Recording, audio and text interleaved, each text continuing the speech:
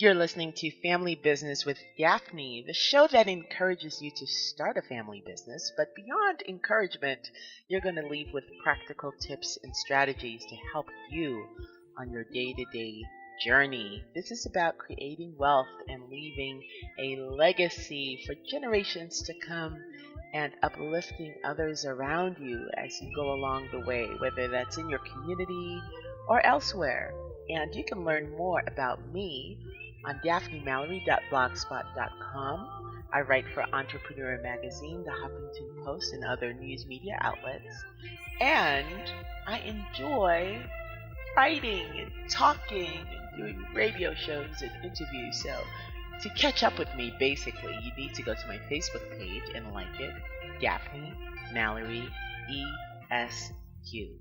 Today, I have the honor and privilege of interviewing two brothers, Gary and Sean Tuft. They are the owners of Professor Egghead Franchise. And we're going to learn about what it takes to run a successful family franchise and a franchise that solves an education problem. It's centered around teaching science and engineering and technology to students.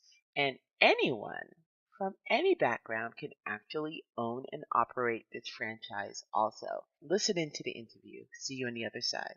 What we've done is we've turned our office into a very professional environment. We might be brothers, but we're very hard workers and we both want the business to succeed. So we have scheduled weekly meetings for marketing and operations.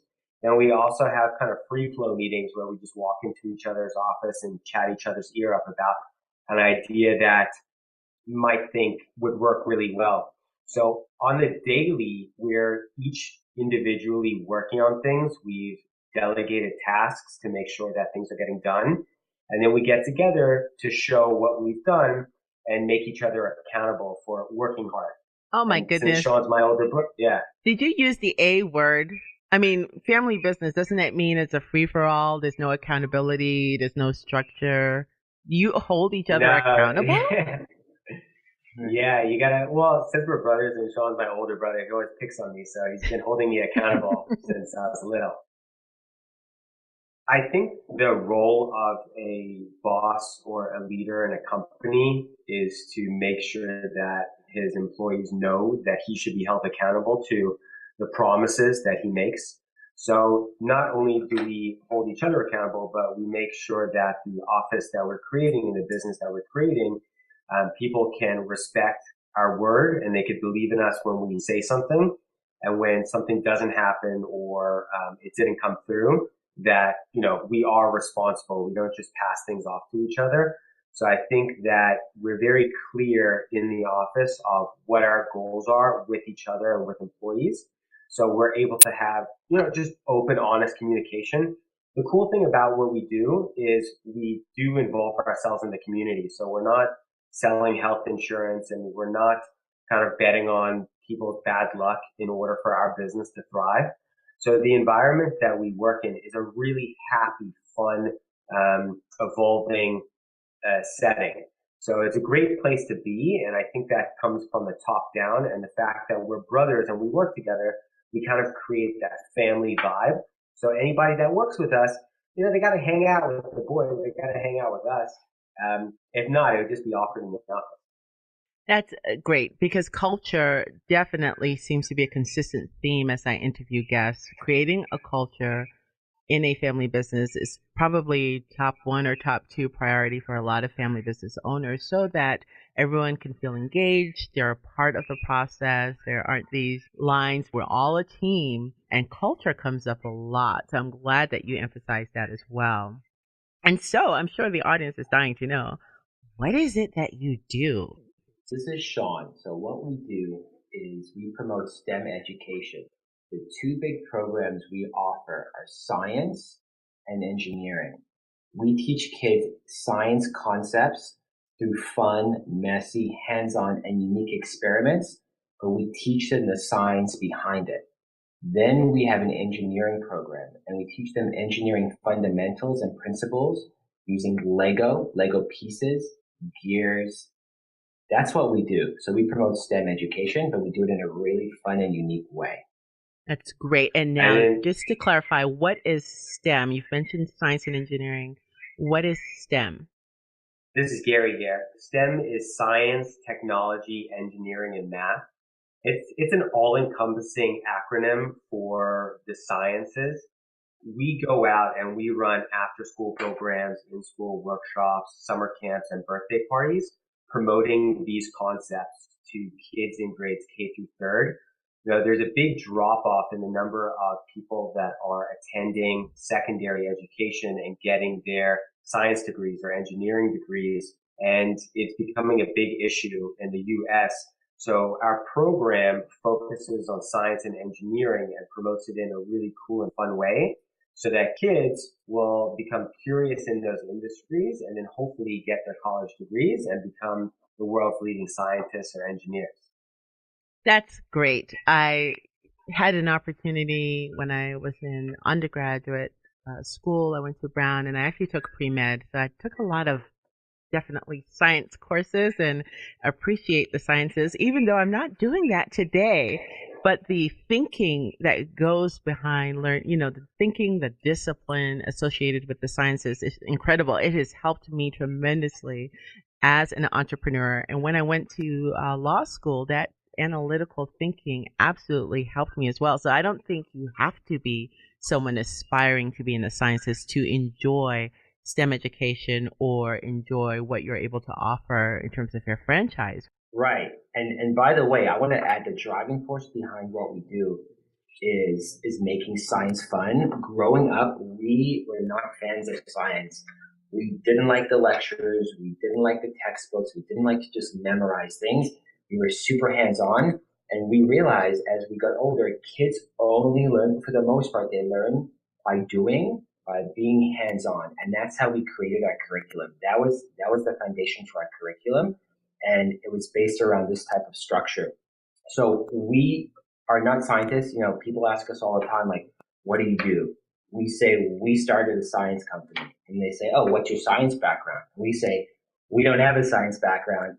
In fact, we did not like science growing up. And we decided to change that. For anyone that wants to start a business, they don't have to be necessarily involved in that type of business or have a background. They just want to they should want to make a change, and they should want to take a service or product and make it better or tweak it. They don't have to reinvent the wheel. And that's exactly what we did. We created a concept that if we were kids, we would have loved. And it's been very successful because of that. And kids and parents alike are taking to the program because it introduces them to all types of STEM concepts in a really fun way, which allows kids to connect to the program. I definitely have to unpack what you just said because you said a few crucial points that I definitely want to explore even further. First, though, I have to give a shout out to the first robotics team who just attended the World Championship and they took fourth place in that. And it was all about Lego robotics. Is that not cool? Awesome. Oh, I thought it's like, Awesome. yes, hello, Twin Falls, Idaho. That's right. But back to what you were saying about, you don't necessarily have to have the background in something to pursue that thing in business. I think that's so important. As I've mentioned before, I'm actually from Liberia, and I've been connecting with a lot of immigrant entrepreneurs who have been dismayed about what the possibilities are for them because they've not grown up here, they've been in a different culture, they've not had the quote unquote educational background and or experiences in certain industries, so they thought the doors were shut to them. And so I really wanted to talk about that just a little bit more. How can you be involved with a business as an entrepreneur but not come from that background? Is that possible? Yeah, it's very possible. When somebody creates a business, they should try to solve a problem and kind of get to something that there's a necessity for. So a lot of people try to start businesses and they wonder why customers don't, come knocking on the door. It basically means that you're not really solving an issue or a problem and there isn't a demand. So growing up, as Sean said, we weren't huge fans of the way that science was taught. And we were kind of in a position to change that. So being outside of the industry and not having a background actually allowed us to start from ground zero and build up. A lot of the time, if somebody does have experience in an industry, they don't necessarily start with a fresh slate. Because we did have a fresh slate, we were able to sit back, take a look at everything and say, okay, what's the problem? And then what can we do to fix that problem? As opposed to, all right, let's just be another one in the mix. Mm-hmm. So it takes a lot of research. And, we've been through a lot over the last several years of developing the company. And we've developed really cool classes we thought were going to be cool, but they weren't that cool. And it has allowed us to develop something that is, replicatable for somebody that doesn't have a science or education background. And that's really what the goal was. You shouldn't be limited by your experiences or background. You should only be able to grow. And owning a business where you don't have experience or background in something is just, one of those things that anybody should be able to do. So, Sean, why a franchise? Why not just have multiple locations throughout the world? Why a franchise model? What do you see as the benefits and advantages of that?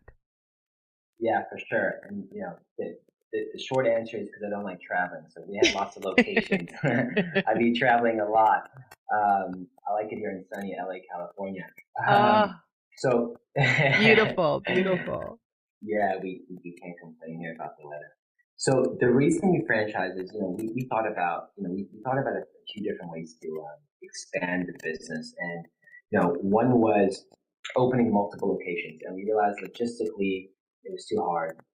Time, resources, money, it would just be too expensive, just too difficult.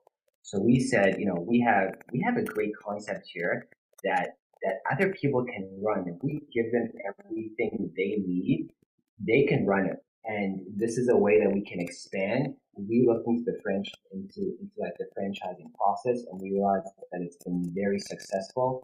In fact, franchises are on average more successful than if someone were to start their own business. So we thought this would be a good opportunity to expand, and our concept is very, franchisable.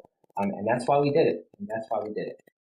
So why is that the case? Why might you achieve more success by going through a franchise system as opposed to, maybe I am a high school teacher and I just want to offer classes on my own? What is the benefit? I know I gave my 2 cents in the beginning, but what do you say as to why start a franchise versus my own program from scratch? So Gary here. The simple reason is you can either start something on your own or you can have a proven system. It's not easy to start a business. The stats are out there. When you open up a business, you're more likely to fail than you are to succeed. So it takes a lot in order to be able to develop a business as opposed to just selling a product or teaching 1 or 2 classes. We've benefited a lot from owning our own business, whether it might be flexibility of time, freedom to do what we want, the ability to be creative in our day-to-day and surround ourselves with wonderful people. So other people should be able to get the same benefits from owning a business. And a franchise provides that for them in the sense of it's proven. So for us, somebody gets the full-blown curriculum with sourced vendor partnerships, an operations manual that shows you how to do everything from A to Z. It's how we run our company daily. We've developed software in-house that allows us to manage the daily operations. So all of these things cost a lot of money to develop, and it's taken us a lot of time to develop. And somebody would have only gone through that if they wanted to have a franchise. So people that own and operate a franchise are then privy to all of that and have access to all of that, which just allows them to be more successful. And it gives them the support and confidence they need to go start their own business. So when you do start your own business and you're not running a franchise, you are on your own and you don't have any support and you don't know the things that you're going to be doing are right or wrong. With a franchise, you can easily say, all right, this is done. I can see this being done. Can I see myself doing it? And that's really the only question that we need to ask when operating and owning a franchise is, can I see myself running that daily? And having a good franchise partner, a good franchisor, means that as you grow your company from having just you teaching classes for our business, for example, to hiring your first employee, to hiring 10 employees, 20 employees, a manager. So all these crucial growth points that could be painful for somebody that's opening up their own business on their own are really mitigated by having a franchise support team. Yeah. And oh, sorry, Daphne. I was just going to add, and that's exactly right. I can kind of sum that up. When you start a new business, there's a big learning curve. You're going to make lots of mistakes. You're going to spend lots of money. So when you invest in a franchise, you're essentially starting a business with a lot less risk. And the two big factors are you're going to save a lot of time and you're going to save a lot of money. And that, to me, are the two big reasons why someone should invest in a franchise rather than start their own business. I just wanted to point out a couple of things. Could you define sourced vendor partnerships for the audience? Yeah, definitely. So imagine if somebody was to open up a restaurant franchise or even just a restaurant. So all the ingredients that you have, you need to be able to get that from a vendor. You need to be able to get it in a timely manner. You need to make sure that the quality is high. So what we've done is we've actually developed partnerships with different vendors all over the country where we source our materials from. So a franchisee is actually able to go online. We're super proud of this system. It took us about 3.5 years to develop. But they could go online and they could order all the materials for the classes they're going to run without having to go to the store, find vendors, go over pricing, price match, and then order in quantities that they would be able to do where, they'll be able to make money. So with us, we partner with people where the quality of materials and equipment is much higher for a much lower cost than anybody would be able to get on their own. So being part of a franchise, you're able to benefit from those big company partnerships as opposed to just being the little guy that's doing it on your own. So it sounds like you need to have negotiation skills if you are looking to be in family business, because you had to negotiate with all of these sourced vendor partnerships, right? Yeah, and I think that goes for any business, a family business especially, but you definitely need to be able to talk to your vendors and create relationships where it's beneficial for the both of you. So if you go to a vendor and you try to push their price down so low that they're not able to be profitable, chances are they're not going to be a good vendor to you. So they'll either not ship you your order or not ship it on time. And at the same time, if you're not able to negotiate a price point where you're profitable, you're probably not going to be in business for too long. And as much as we love doing what we're doing, the fact that we're profitable and making money is kind of the reason that we're running and operating a business. And all those things somebody gets when opening up a franchise. Because starting from day one is difficult. With a franchise, you kind of hit the ground running and you have a negotiating partner in us being the franchisor. That's perfect. And on that note, we're going to take a short break. You're listening to Family Business with Daphne, and I'll see you on the other side. I want to learn more about this. I want to learn about the skills we need and more about this relationship, these brothers working together and thriving together. Stay tuned. Welcome back. You're listening to Family Business with Daphne, and I am having a great conversation with Gary and Sean Tuck of Professor Egghead. Oh my goodness, I love the name, first of all. I should ask them about their branding strategy because that's pretty cool. I can't imagine a student forgetting that name, right? So we should probably talk about branding a little bit more. If you'd like to learn more about family business and what I'm up to, definitely check out my blog, daphnemallory.blogspot.com. Also, like me on Facebook, Daphne Mallory ESQ. Don't forget the ESQ, and don't you dare hold it against me. And then also you can check me out on LinkedIn and all around the web. Again, I do write for Entrepreneur Magazine, the Huffington Post, Idaho Family Magazine. I've also just entered a great relationship with a South African blog that I'm very excited about. Very passionate about this topic of family business, not just for one area of the world. It's for everyone. It's global. And so stay tuned for some other interesting things in the works that you'll be learning about. But yeah, I have this question about branding. That is a great name. How did you come about that name? How did you choose that? Gary here. That's a great question. But just as a side note, we're actually from South Africa. No, you're not from South Africa. Yeah. I did not know that. Yeah, we lost the great accent, so it's official. Okay, that's amazing. I love that. Bonus points, huh? Yeah, there you go. There you go. So, oh my goodness. So before we get to the name, I have to just ask why? Where does this come from? Why would you think that you could do this here in the United States of America? Well, I think that America is an incredible place because it allows for people to be entrepreneurs. I think more so than in any other country or anywhere else in the world. America really does allow a person that has the drive and has a passion to go out and make something for themselves and put a stake in the ground. So in America, education is very important. Being a self-driven person is very important. And the two things together just kind of force somebody to be their own boss and to make a career for themselves. Oh, I love that.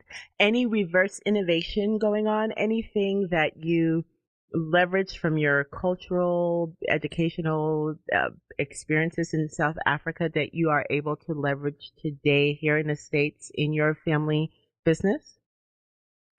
I think we're the typical immigrant where we want to come to America and we want to start our own business. So I think just being from another country and wanting to be a part of the U.S., it's driven us to make a company and design a concept that will really make us a part of the community and pull us into the fold.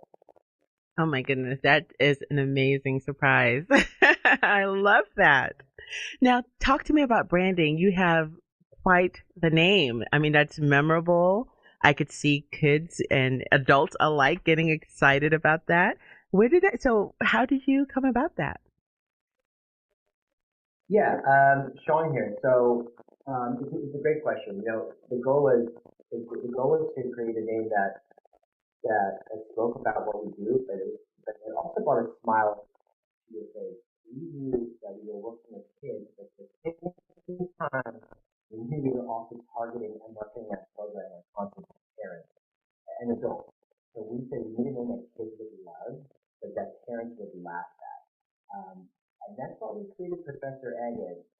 You know, it's a hybrid of professional, you know, your professor, science, education, and then you have your egghead, which is so along those lines, but it's funny, it makes you laugh, it's silly, and it's just a combination of the two. And that was it. I mean, you know, we thought long and hard about the name. We went back and forth, and somehow it came together. It just came together. You know, we like to pride ourselves on being professional, but not taking ourselves too seriously. And this name just seemed to fit. And it's kind of just, you know, it's just opened up a whole lot of branding opportunities for us. And we were able to use the name to really create a strong brand, which helps our customers and clients just remember what we do and who we are.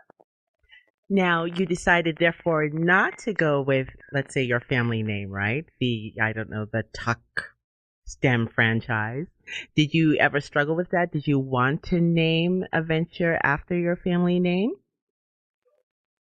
I don't think so. I don't know if that's ever been our MO.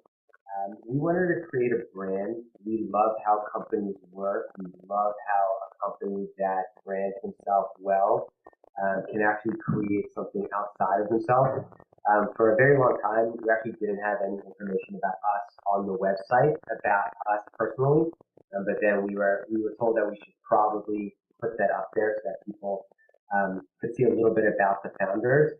We're more of behind the scenes types of guys, and we would like our work to speak for ourselves first. And something like Professor Egghead is so unique and is so different that I think we can now say that that is the family name. We're a bunch of eggheads. Now that is very interesting. So let me push back a little. You therefore wouldn't say that leveraging the fact that you are a family business, or you don't view that as a competitive advantage then to say, hey, we are a franchise, but we're also family owned and operated. That doesn't necessarily, you would say, increase sales, let's say, or increase more queries from potential franchisees. So, it actually does increase sales for us. It took us a while to realize that. So one of the things about starting a business, whether it's a franchise or growing it on your own, is you need to be able to leverage what you have. And something that we have is us being brothers and being a family business. And it took us a little bit of time to see and to realize the reaction that people had when they knew that it was a family business, two brothers working together. And I think that it's only benefited us. And it's made our business, which we're, grown to be a very successful large business outside of ourselves, still remain a family business. So I think it actually does help. There are a lot of benefits to having that. And that's great. And I'm so glad you answered it that way. So do you then in turn market other families that might be interested in starting a family-owned franchise? There are some franchises that do specifically say, hey, we are specifically targeting families. We want this to be family owned and operated. Is that your model or no? Why or why not? So we're not targeting families per se. However, stats do show in this industry that they are family owned businesses. Mm-hmm. And the reason being is that the product we offer lends itself to be family oriented. So if it's a husband and a wife, brother and a sister, brother and brother, parent and child, it really allows two people to work closely together and to offer something that's beneficial to their community. Family businesses are able to do that. They're able to offer something that's beneficial to the community. So when you have a family owning a business, that's like a mini community in and of itself. Mm-hmm. And it just tends to be more successful in that category. I don't know why, but the industry stats just show that the majority of people that own a children's education franchise tend to be families. Mm-hmm. And I don't think that it necessarily means that both people are 50-50 work partners and they both run half of the business. But I think that there's something to be said for a husband and a wife or siblings or whatever family relationship dynamic it is to be able to rely on the other person for advice and support so that one person isn't doing it all on their own. And because there is a low startup fee and because hours are flexible with this type of business, I think that somebody that owns it, a family that owns it, you're able to have one person kind of start the business. And then once it gets to a certain point, the other person's able to either leave their other job or jump on board part-time until they leave their job, and it allows for that type of growth.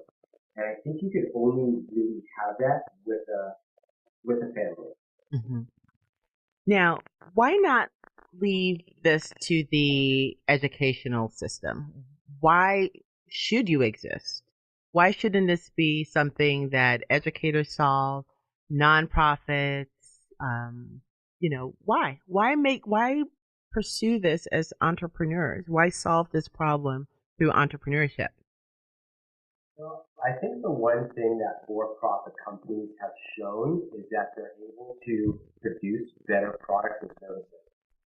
We are parent-funded, so we don't rely on handouts and grants in order to be successful.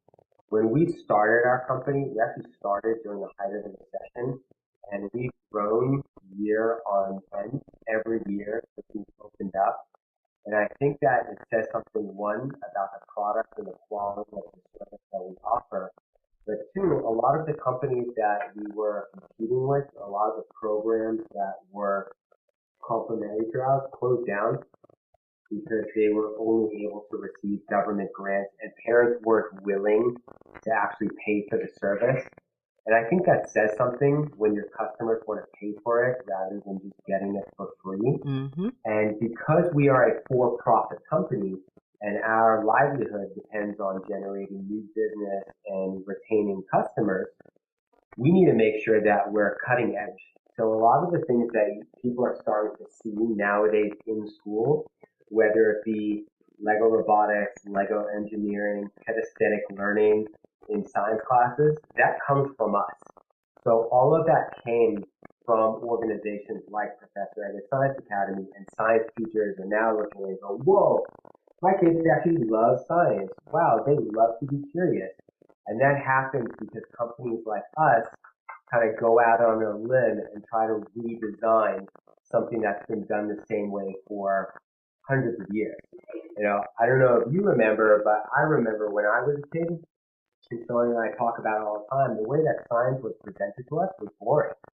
Now, imagine if the science teacher was working off of tips from the kids, and she would only get a salary if the kids enjoy their work. That's basically what we do, and that's what private enterprise brings to the table. Mm-hmm. Because you need to be inventive, and you need to change the game, or else you're not going to have a successful business. That is a perfect answer if I ever heard one, for sure. Yes. Absolutely. So basically, the entrepreneur who is sitting there wondering what business can I start should not ever limit himself or herself to a box. All options are on the table. Yes. Mm-hmm. And now with technology being where it is, everyone has so much access to so much information. You shouldn't be stuck with what you know or what you've been through. You know, kind of get out there. See what you can do. Again, I don't need to have the background myself to do this because you talked about having a manager. Is that correct? Or several managers?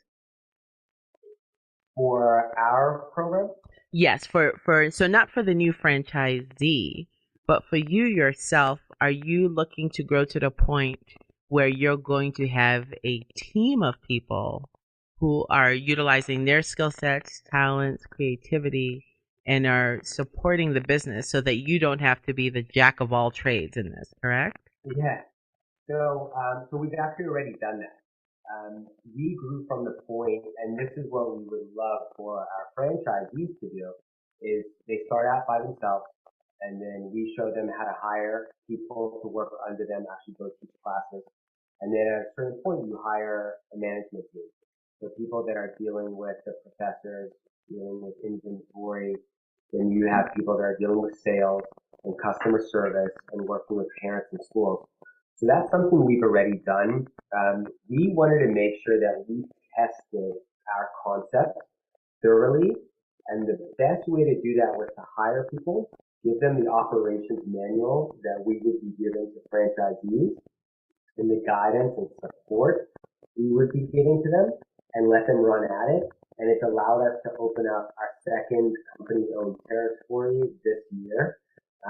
So, Congratulations. from start to finish. Thank you. Yeah, so from start to finish, we're just looking to grow more and more.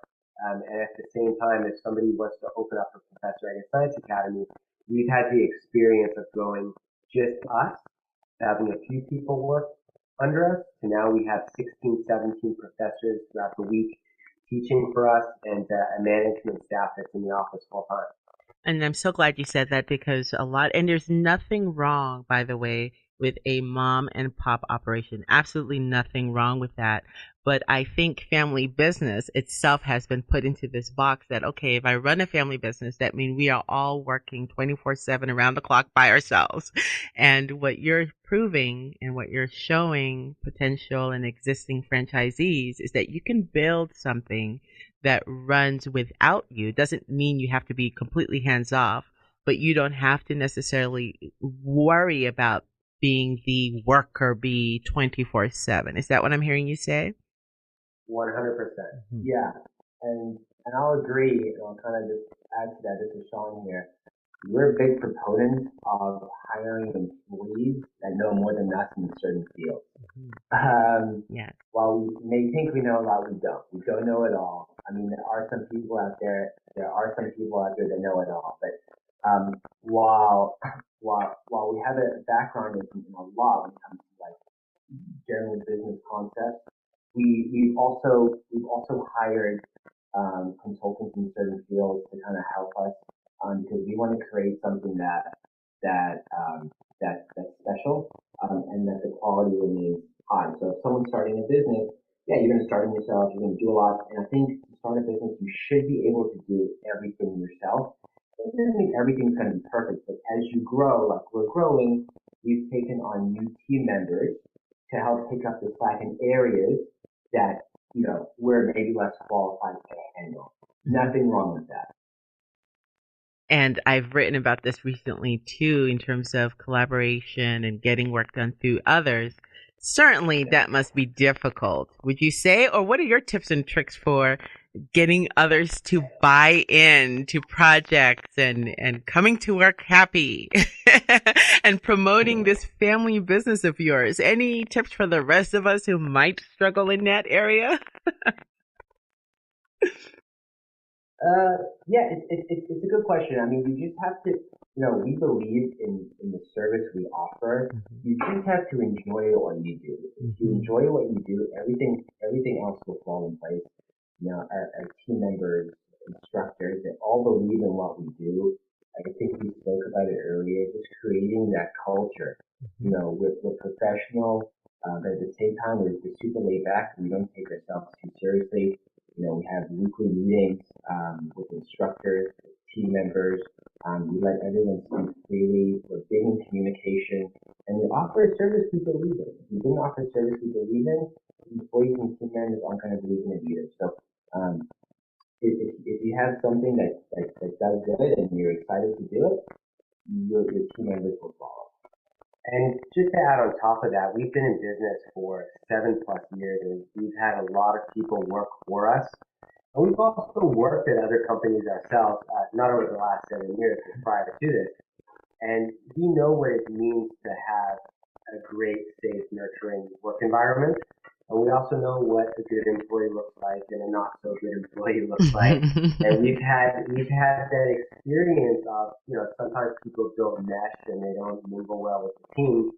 And that's not the type of group and that's not the core that we try to put together in-house here. And, since we've gone through all of that and we know what the ideal person is to hire for a professor or management staff, we've been able to detail all of that out.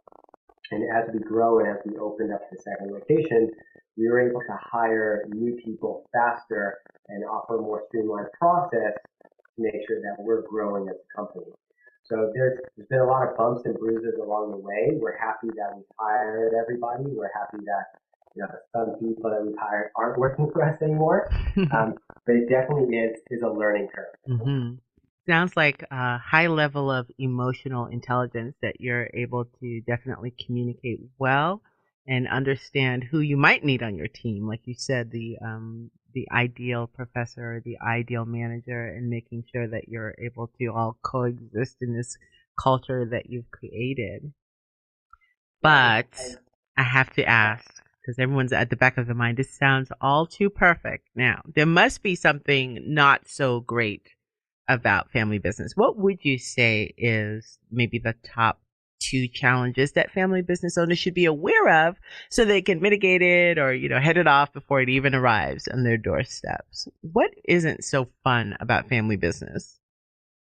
I think what you have to be aware of is you both have to be on the same page. The challenge is, if you get into an argument or a debate, things can leave the office and they can go home on the weekend and it could be there in the evening. So I think the challenge is working together and trying to hash out all disagreements in a proper way during the day or during a scheduled meeting. What you don't want to do, and we've definitely done it and we've learned from it, is we've left the office upset and taken it home with us. And, it could affect you in different ways. So, just be aware of that. So that's definitely a challenge, and, mistakes happen, but you have to learn from them. So, trying your best to openly communicate or set meetings, not taking things personal, and kind of just hashing it out in the office. Oh my goodness, that is tough. Now I have to say, I don't know if this is a gender difference, but as a woman, that is difficult. Do you find that? Do you think that's a lot easier for men to do that than women? It's a good question. I'm not going to answer. I don't know if I can answer that. That's very smart. I don't know if I can answer that. Just speaking from my, just personal experiences.